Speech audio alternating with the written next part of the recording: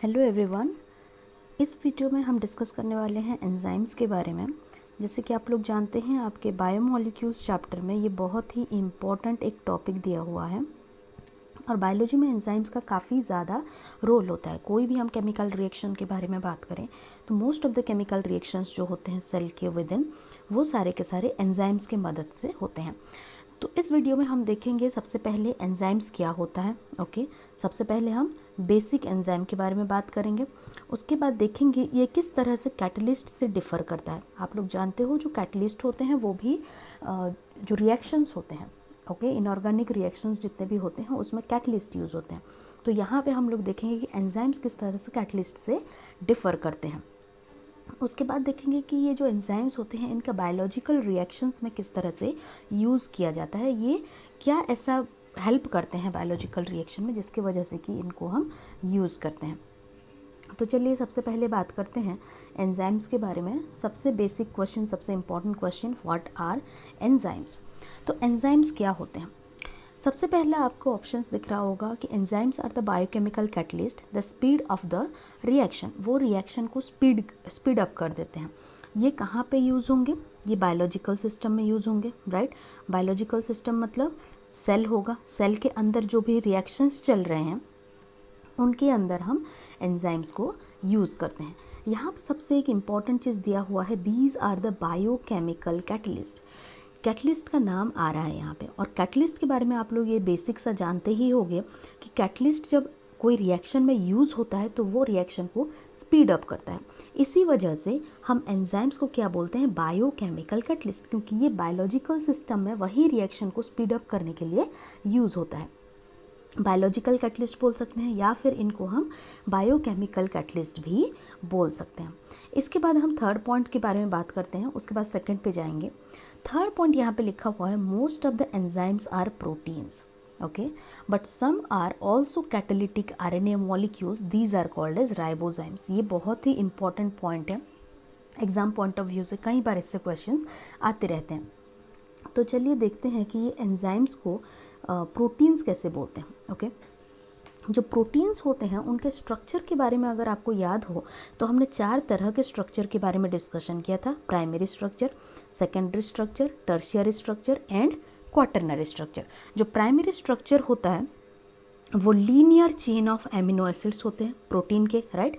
Secondary structure में ये जो लीनियर चेन होता है इसमें कुछ फोल्डिंग्स आ जाते हैं, जैसे कि ये इधर हेलिकल स्ट्रक्चर में फोल्ड हो जाता था या फिर इस तरह से जिगजैग करके प्लेटेड स्ट्रक्चर में फॉर्म हो जाता था। टर्शियरी और क्वाटरनरी स्ट्रक्चर में यही सेकेंडरी स्ट्रक्चर और प्राइमरी स्ट्रक्चर में फर्दर फोल्डिंग्स होते थे। और यहाँ पे क्या होता था, टर्शियरी और क्वाटरनरी में पॉकेट्स का फॉर्मेशन होते थे, राइट। पॉकेट्स या फिर इन्हें हम क्रेविसेस भी बोला गया है एनसीईआरटी में। तो ये सब होते क्या है, ये जो फोल्डिंग होगा, मान लो ये एक हेलिक्स है, ये बीटा प्लेटेड है, ये आपस में इस तरह से फोल्ड हो रहे हैं। फोल्ड होने के बाद यहाँ पे ये 3 डायमेंशनल फोल्डिंग्स होगी और ये 3 डायमेंशनल फोल्डिंग पे कहीं एक जगह या 2 जगह क्या हो जाएगा, कुछ ऐसे साइट का फॉर्मेशन हो जाएगा जहाँ पे कि जो एमिनो एसिड्स होंगे उनके जो आर ग्रुप्स प्रेजेंट होंगे, उनके जो फंक्शनल ग्रुप्स हैं वो इस तरह से बाहर निकलते हुए आ जाएंगे। और ये काम क्या करेंगे, ये अगर फंक्शनल ग्रुप यहाँ पे हैं तो हम जानते हैं जो फंक्शनल ग्रुप्स होते हैं वो रिएक्टिव होते हैं, राइट।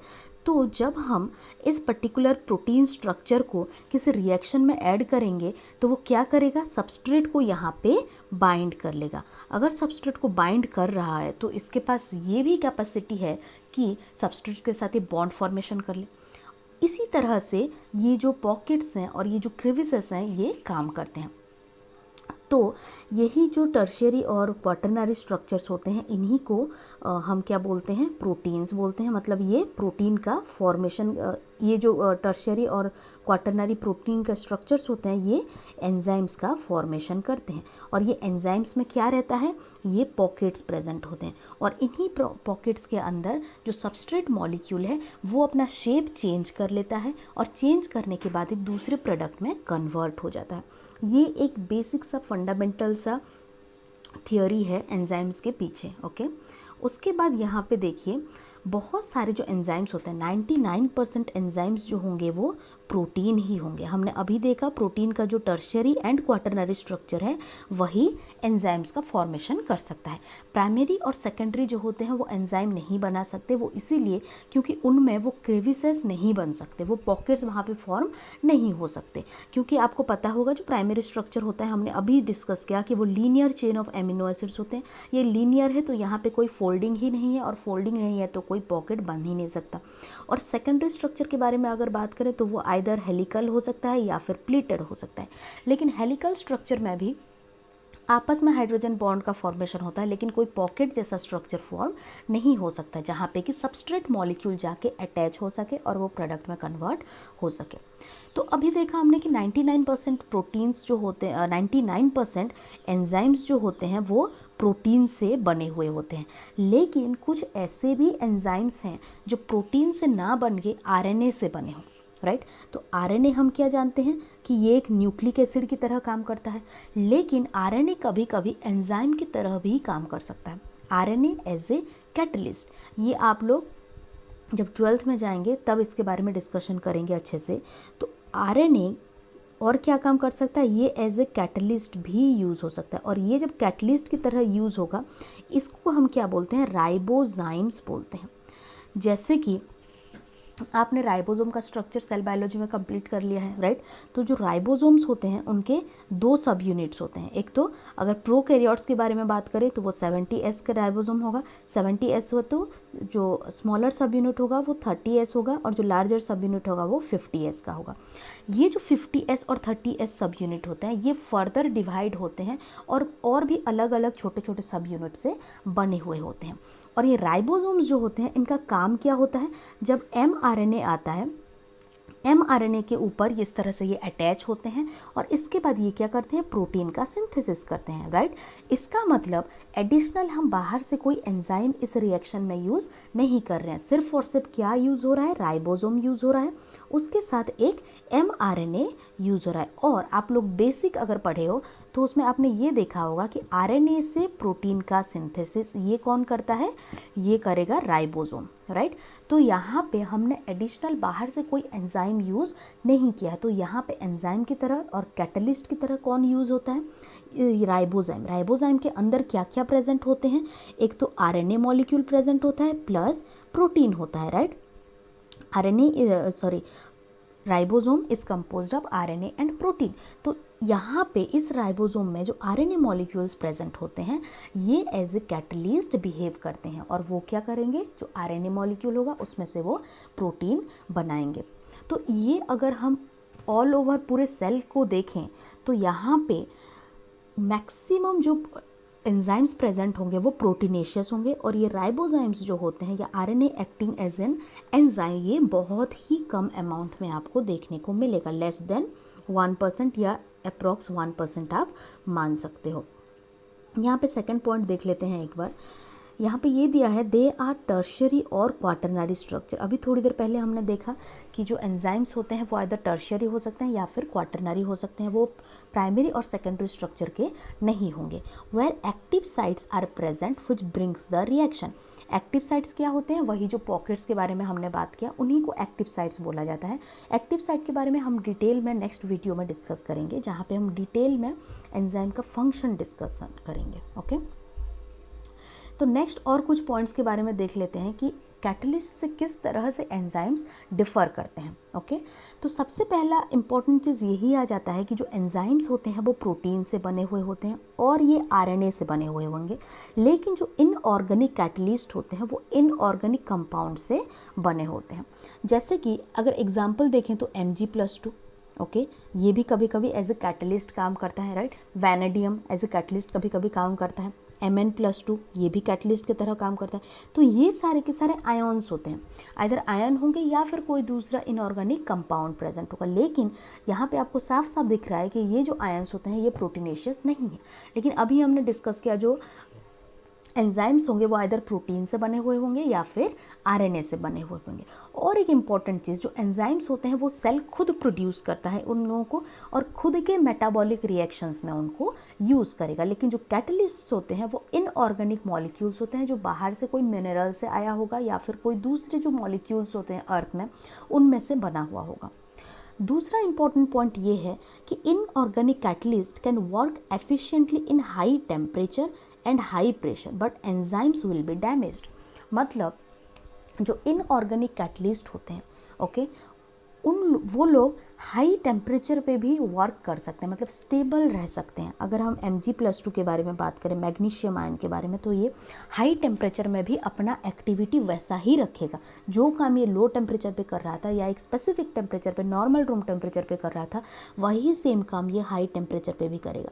लेकिन एंजाइम्स हाई टेम्परेचर पे नॉन फंक्शनल हो जाते हैं। वो क्यों होते हैं? क्योंकि जो एंजाइम्स होंगे वो प्रोटीन के बने हुए होंगे, राइट। और प्रोटीन्स में क्या होता है, ये बायोलॉजिकल मॉलिक्यूल्स होते हैं, तो इनमें बॉन्ड्स बने हुए होंगे। हाइड्रोजन बॉन्ड होगा प्रोटीन में, सल्फाइड बॉन्ड हो सकता है, डाइसल्फाइड लिंकेज हो सकते हैं, आयोनिक इंटरेक्शंस होते हैं, हमने डिटेल में देख के रखा है, राइट। तो ये जो प्रोटीन्स होते हैं, अगर हमने हाई टेम्परेचर दे दिया तो इनके अंदर जो बॉन्ड्स होते हैं वो बॉन्ड ब्रेक हो जाते हैं और जो एक्टिव साइट होगा वो एक्टिव साइट क्या होता है, वो ब्रेक हो जाता है। मतलब वो अपना स्ट्रक्चर मेंटेन नहीं रख सकता, ये पॉकेट खुद डिफॉर्म्ड हो जाता है। अगर ये खुद डिफॉर्म हो जाएगा हाई टेम्परेचर हाई प्रेशर में, तो ये एंजाइम एक्टिव नहीं रह पाएगा, ये खुद ही इनएक्टिव हो जाएगा। तीसरा इंपॉर्टेंट पॉइंट ये है कि enzymes are very specific in the reaction they perform enzymes are very specific in the reaction they perform whereas the catalyst can be used in various reaction। इसका मतलब ये है कि अगर हम एंजाइम्स को देखें तो जो रिएक्शन एक एंजाइम परफॉर्म करेगा, मान लेते हैं कि एक रिएक्शन है जैसे कि H2O प्लस CO2, ये कन्वर्ट होगा किसमें, कार्बोनिक एसिड में, H2CO3। ये रिएक्शन जनरली आरबीसी के अंदर परफॉर्म होता है। ये कार्बन डाइऑक्साइड का जब ट्रांसपोर्ट हो रहा होता है आरबीसी के थ्रू, तब ये रिएक्शन आरबीसी के अंदर होगा, ओके। तो ये रिएक्शन के लिए एक एंजाइम यूज होता है जिसे बोलते हैं कार्बोनिक एनहाइड्रेज। ये जो कार्बोनिक एनहाइड्रेज है, ये एंजाइम स्पेसिफिकली ये रिएक्शन ही परफॉर्म करेगा। इसको अगर आप H2O प्लस ऑक्सीजन या फिर कोई और मॉलिक्यूल दे दोगे तो ये एंजाइम उस रिएक्शन में यूज़ नहीं होगा। या फिर हम ये बोल सकते हैं कि जो एंजाइम्स होते हैं वो एक नैरो रेंज ऑफ रिएक्शन में ही खुद को परफॉर्म कर सकते हैं, ओके। बहुत नैरो रेंज ऑफ रिएक्शंस होते हैं। ऐसा नहीं है कि आप एक एंजाइम को लो और बहुत सारे रिएक्शंस में उनको यूज़ करो और वो रिएक्शंस परफॉर्म कर दें, रिएक्शन सबस्ट्रेट से प्रोडक्ट में फॉर्मेशन कर दें, ऐसा ये नहीं कर सकते। लेकिन कैटलिस्ट के बारे में अगर बात करें तो आप लोग Mg+2 एज ए कैटलिस्ट बहुत जगह देखे होंगे, राइट, या फिर Mn+2 एज ए कैटलिस्ट, काफ़ी सारी जगह पे ये यूज़ हो सकते हैं। एक और इम्पॉर्टेंट बात क्या आ जाती है यहाँ पे कि जो एंजाइम्स होते हैं एज़ कम्पेयर टू कैटलिस्ट, ये रिएक्शन को बहुत ज़्यादा स्पीड बना देते हैं, ओके, बायोलॉजिकल सिस्टम के अंदर। जैसे कि कभी कभी सवाल ये उठता है कि भाई एंजाइम्स हम लोग यूज़ क्यों करते हैं, नॉर्मली ये रिएक्शन चल रहा था, ओके, एंजाइम को बिना यूज़ किए भी तो ये रिएक्शन चल रहा था, डेफिनेटली चल रहा था, आरबीसी के अंदर ट्रांसपोर्ट हो सकते हैं। लेकिन अगर हम जनरली बात करें, ये ट्रांसपोर्ट जो है कार्बन डाइऑक्साइड का ट्रांसपोर्ट विद इन आरबीसी, ये बिना एंजाइम के अगर हम देखें तो बस 1 आवर में 200 मॉलिक्यूल्स ऑफ H2CO3 बन सकते हैं। 1 घंटे में सिर्फ और सिर्फ 200 molecule without presence of enzyme. लेकिन अगर यहाँ पे एंजाइम का यूज़ हम कर रहे हैं तो ये 6 लाख मॉलिक्यूल 1 सेकंड में फॉर्मेशन कर देगा। ये होता है एंजाइम का एफिशिएंसी। ये इतना ज़्यादा एफिशिएंट बना देता है एक पर्टिकुलर रिएक्शन को, इतना फास्ट बना देता है कि एक रिएक्शन बहुत ही जल्दी कंप्लीट हो जाएगा। विद इन सेकेंड आपको काफ़ी ज़्यादा मॉलिक्यूल्स मिलने लगेंगे। तो जो कार्बन डाइऑक्साइड को H2CO3 में कन्वर्ट होने के लिए 200 मॉलिक्यूल में कन्वर्ट होने के लिए 1 घंटे लगते थे, वही एंजाइम के प्रेजेंस में 6 लाख मॉलिक्यूल में वो कन्वर्ट हो सकते हैं विद इन सेकेंड्स। तो हो गया ना, ये रिएक्शन काफ़ी फास्ट हो गया। तो ये होता है एक एंजाइम का कैपेबिलिटी, ओके। ये बहुत ज़्यादा एक्सेलरेट कर देते हैं एक रिएक्शन को। जस्ट लाइक कैटलिस्ट भी यही काम करते हैं, ये भी काफ़ी ज़्यादा एनहांस करते हैं एक रिएक्शन को।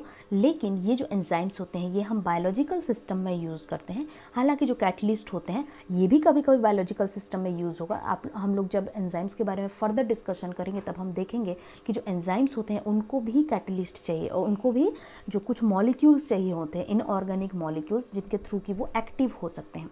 लेकिन मोस्ट ऑफ द जो कैटलिस्ट, हम इनऑर्गेनिक कैटलिस्ट के बारे में बात करते हैं, इनऑर्गेनिक रिएक्शंस में आउटसाइड द सेल वो भी एंजाइम्स की तरह रिएक्शंस को काफ़ी फास्ट बना देते हैं, लेकिन वो आउटसाइड द सेल। ओके, दूसरा एक इम्पॉर्टेंट पॉइंट ये आता है कि अगर हम एंजाइम्स को देखें तो ये जो एंजाइम्स होते हैं वो स्पेसिफिक होते हैं एक रिएक्शन के लिए। अभी हमने इसके बारे में बात किया, राइट। तो एक मेटाबॉलिक रिएक्शंस के बारे में बात करते हैं तो समझते हैं ये एंजाइम किस तरह से स्पेसिफिक है।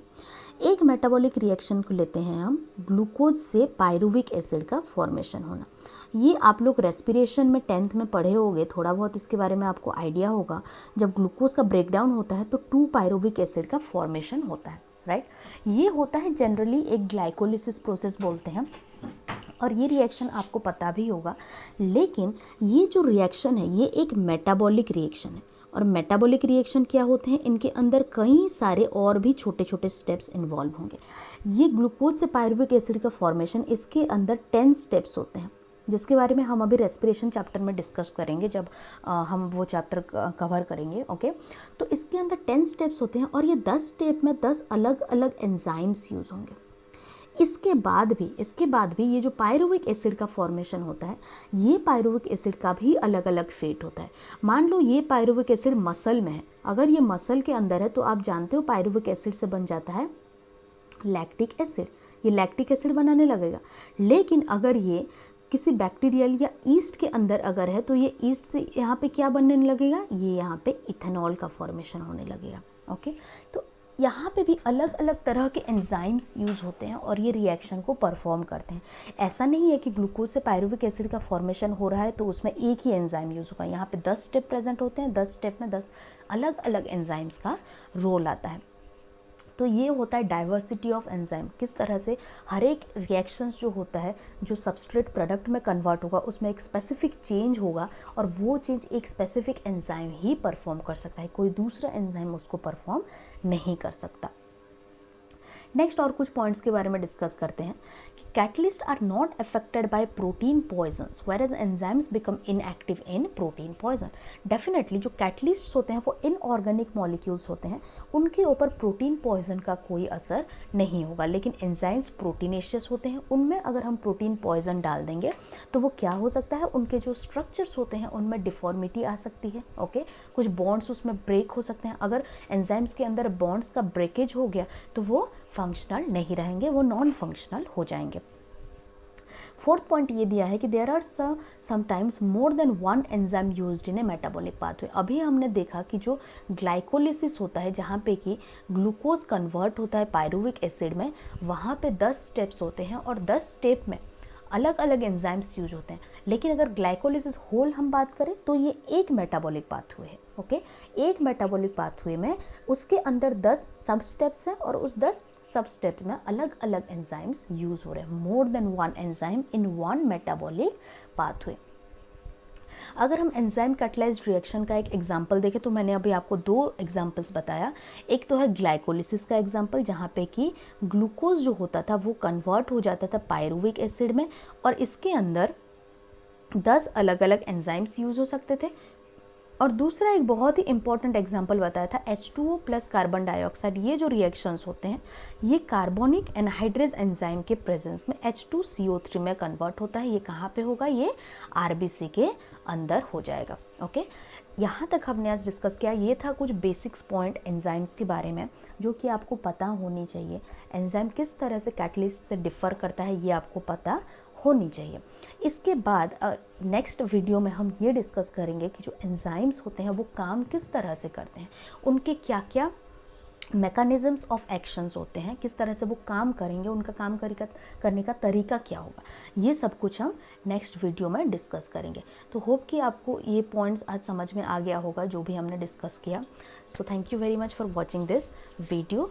आगे एंजाइम्स के बारे में जानने के लिए डेफिनेटली आप नेक्स्ट वीडियो देख सकते हैं।